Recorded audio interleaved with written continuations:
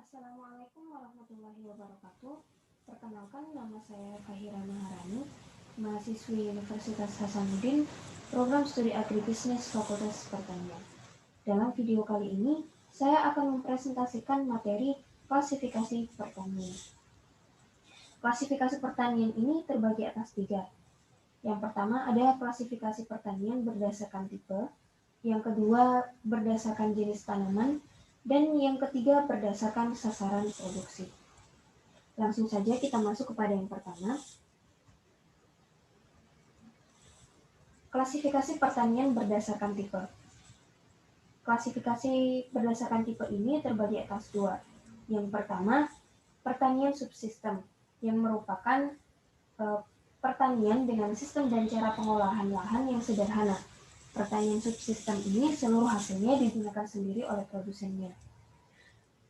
Nah, hal ini seperti yang dicontohkan padi, jagung, ternak ayam yang dipelihara bertujuan untuk konsumsi sendiri.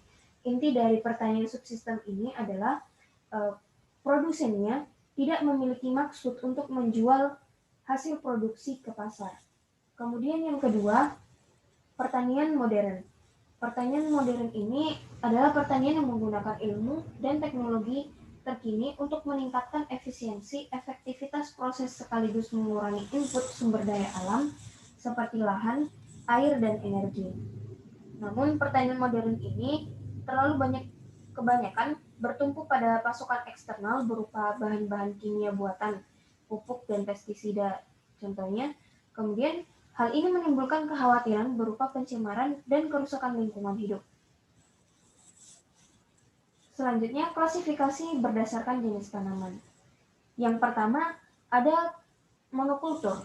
Pertanian monokultur ini adalah langkah budidaya di lahan pertanian dengan cara menanam satu jenis tanaman.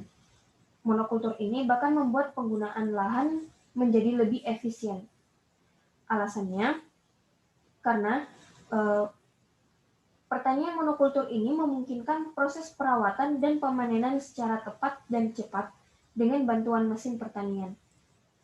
Dan sisi baiknya dari monokultur ini ternyata bisa menekan biaya tenaga kerja, sebab keseragaman tanaman yang ditanam. Kemudian yang kedua ada tumpang sari. Tumpang sari ini merupakan suatu bentuk pertanaman campuran berupa perlibatan 2 jenis atau lebih komoditas pada satu area lahan tanam dalam waktu yang bersamaan atau agak bersamaan. Seperti yang kita lihat pada gambar di bawahnya, ada tanaman yang ditanam merupakan tanaman jagung yang di sela-sela lahan kosongnya ditumbuhi, petani menumbuhkan tanaman kacang tanah. Kemudian selanjutnya ada tanaman semusim. Tanaman semusim ini sering disebut tanaman muda atau tanaman tahunan, atau bisa juga disebut dengan annual crop. Tanaman ini menyelesaikan siklus hidupnya dalam rentang setahun. Tanaman semusim ini dapat dibagi 2, yaitu yang pertama tanaman yang sekali tanam dan sekali panen. Contohnya itu seperti padi, jagung, dan gandum.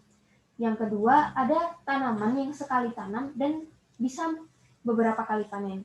Contohnya seperti cabai, tomat arcis, buncis, dan lain sebagainya. Kemudian yang kedua ada tanaman keras. Tanaman keras atau perennial crop adalah tanaman yang berumur panjang dan dapat berbuah atau panen berkali-kali. Contohnya yaitu seperti kopi, kelapa sawit, karet, coklat, mangga, dan lain sebagainya. Klasifikasi selanjutnya berdasarkan sasaran produksi. Klasifikasi ini terbagi atas 2. Yang pertama, needed oriented. Needed oriented ini merupakan pertanian yang berfokus pada hasil produksi yang seutuhnya ditujukan pada kebutuhan ataupun keperluan mereka. Hal ini menyebabkan petani menanam jenis bahan baku pangan yang sifatnya daily consumption, sebagai contohnya seperti ubi jalar, ubi kayu, kemudian padi, dan lain sebagainya. Kemudian yang kedua ada market oriented. Market oriented ini merupakan pasar pertanian yang berorientasikan pada market orientasi. Artinya, bidang pertanian mulai memproduksi hasil-hasil produksi pertanian berdasarkan kebutuhan atau keinginan pasar.